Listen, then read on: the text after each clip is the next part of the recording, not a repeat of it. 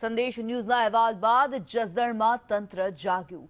જસદણમાં speed breaker પર પટ્ટા મારવાની કામગીરી કરવામાં આવી છે। પટ્ટા ન હોવાથી સ્પીડ બ્રેકરના કારણે અકસ્માત સર્જાતા હતા।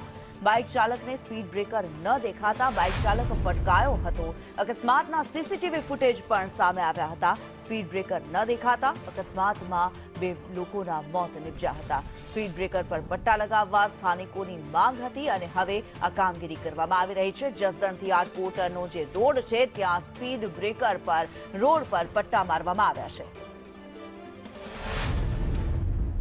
લગીનો જે રોડ છે તે બિસ્માર હાલતમાં હતો। ત્યારે જે ચોમાસા બાદ જે તંત્ર દ્વારા જે કામગીરી કરવામાં આવી હતી પણ ત્યારે જે સફેદ જે સ્પીડ બ્રેકરમાં પટ્ટા મારવાના હોય તે ભૂલી ગયા હતા। આપણી સાથે જસદણના નાગરિક છે અને જે ચમરો કોમર્સના પ્રમુખ છે। શું કહેશો અશોકભાઈ, વારંવાર એક્સિડન્ટ થતા હતા અને જે પ્રમાણે આ પટ્ટા નહોતા માર્યા, અવારનવાર એક્સિડન્ટ બનતા હતા।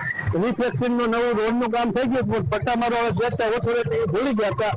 એના અમે અનુસંધાને અમારા મિત્રોને જાણ કરી, કલેક્ટરને જાણ કરી કે તાત્કાલિક રીતે પટ્ટા મારી દીધા। તે જસદણમાં તે ઘણી જગ્યાએ અમારા નગરપાલિકાના મિત્રોની બેદરકારી હિસાબે ભૂલી ગયા છે। એને અમે આ ભાઈને રજૂઆત કરી છે કે તાત્કાલિક ધોરણે કે સિટીમાં કોઈ સ્પીડ બ્રેકર છે કે ગલીઓમાં છે તાત્કાલિક મુકાવે। શહેરની અંદર પણ લોકો નગરપાલિકા ભૂલી ગઈ છે, તે પણ જાગૃત થઈને જાગે અને જે એક્સિડન્ટના બનાવ અને ટ્રાફિકના સમસ્યાથી દૂર થાય। પિયુષ વાજા, સંદેશ ન્યૂઝ।